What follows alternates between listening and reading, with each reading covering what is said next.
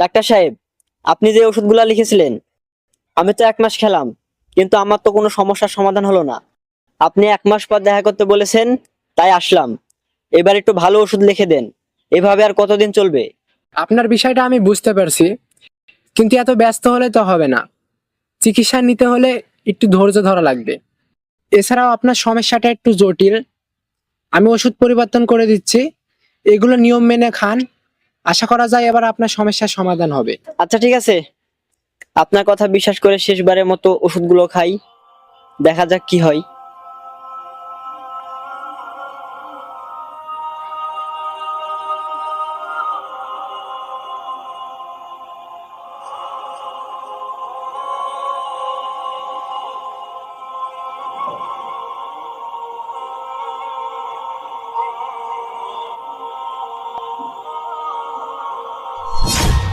ওষুধ তো ঠিকই লিখি, কিন্তু বেশিরভাগ রোগী তো কমপ্লেন করে।